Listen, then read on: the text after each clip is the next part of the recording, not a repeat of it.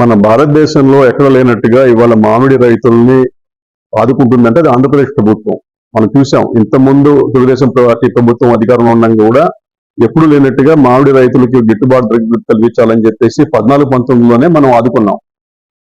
దాని తర్వాత వచ్చిన 5 సంవత్సరాల్లో వైసీపీ ప్రభుత్వం ఒక సంవత్సరం కూడా ఏ ఒక్క రైతుకు కూడా సాయం చేసిన దాఖలాలు లేవు. మళ్ళా మనం వచ్చినాక మళ్ళీ మామిడి రైతులకు ఇబ్బంది పడకూడదు అని చెప్పే ఉద్దేశంతో మళ్ళీ కూడా పోయిన సంవత్సరం ఇచ్చాం, ఈ సంవత్సరం కూడా ₹4 గిట్టుబాటు ధర ప్రకటించాం. అది కూడా మనం చేస్తా ఉన్నాం.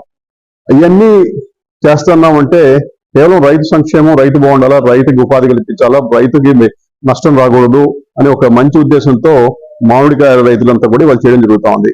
ఇవాళంతా కూడా వైసీపీ నాయకులు ఏం చేస్తున్నారంటే వాళ్ళు ఏదో ఉద్ధరించేసినట్టు, వాళ్ళు ఏదో తీర్చేసినట్టు, కష్టం తీర్చేసినట్టు ఈ సోషల్ మీడియాలో కానీ నాటకాలు కానీ చేస్తా ఉన్నారు. అంటే ఏదో విధంగా అలజడి సృష్టించాలా, ఏదో విధంగా ఆటంకాలు సృష్టించాలా, ఏదో విధంగా రైతులకు అన్యాయం చేయాలా, రైతులకు అన్యాయం జరిగితే గవర్నమెంట్ మీద కోపం వస్తుందనే ఒక దృక్పథం తీసుకుంటున్నారు. కానీ సమస్యని మనం ఏ విధంగా మనం పరిష్కరించగలం, వాళ్ళకి ఏ విధంగా సాయం చేయగలం, ఏ విధంగా వాళ్ళకి గిట్టుబాటు ధరించగలం అనే దాఖలు ఎక్కడ లేవు. ఇప్పుడు దాకైతే వాళ్ళు ఎంతసేపున రైతు నష్టపోతే ప్రభుత్వం మీద కోపం వస్తుంది, ప్రభుత్వం మీద కోపం వస్తే మాకు లాభం వస్తుందనే ధోరణి తీసుకుంటున్నారు. అంటే ఎంతసేపన్నా ఇబ్బంది పెడదాం, రైతుల్ని, రాష్ట్రాన్ని ఇబ్బంది పెడతాం, కులాల మధ్య చిచ్చు పెడదాం అనే ఒక ధోరణి తీసుకున్నారు. నష్టం చేసే పని చేద్దామని చూస్తున్నారు. నష్టం చేస్తే ప్రభుత్వానికి కష్టం వస్తుంది, ప్రభుత్వానికి కష్టం వస్తే ప్రజలు మాకు కోటేస్తారని చెప్పేసి ఆలోచనలో ఉన్నారు. ప్రజలు కూడా గమనించాలా. ఇవాళ అన్ని ఫ్యాక్టరీలు ఉన్నాయి, దాంట్లో పెద్దిరెడ్డి ఫ్యాక్టరీ కూడా ఉంది. ఏ ఒక్క వైసీపీ నాయకుడు కూడా అప్పకపోవడానికి ఇష్టపడలేదు. ఎందుకంటే ఉన్న దాంట్లో పెద్ద ఫ్యాక్టరీ అది, అన్నిటికన్నా తక్కువ రేట్ ఇచ్చే ఫ్యాక్టరీ అది. ఏమి ఇవ్వచ్చు కదా, చాలా డబ్బులు సంపాదించారు కదా.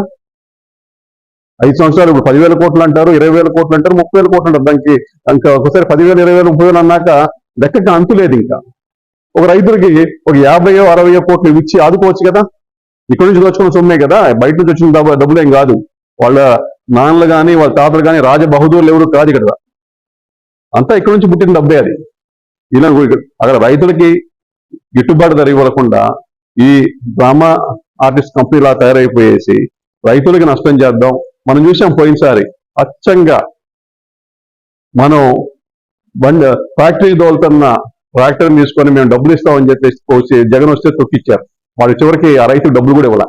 అంటే మేము కొనుక్కుంటున్నామని చెప్పేసి కొనుక్కునేసి ఆ మామిడికాయలు అయితే రోడ్డు మీద పోసి తొక్కిచ్చి అంటే ఒక సీన్ క్రియేట్ చేశాను చూశారు. మన రైతు లబోదిబో అన్నాడు, వీళ్ళు మామిడికాయలు కొన్నారు, ₹1 ఇవ్వలేదు, నా పరిస్థితి ఏంటి ఇప్పుడు అని. అది వాళ్ళు చేసే పనులు.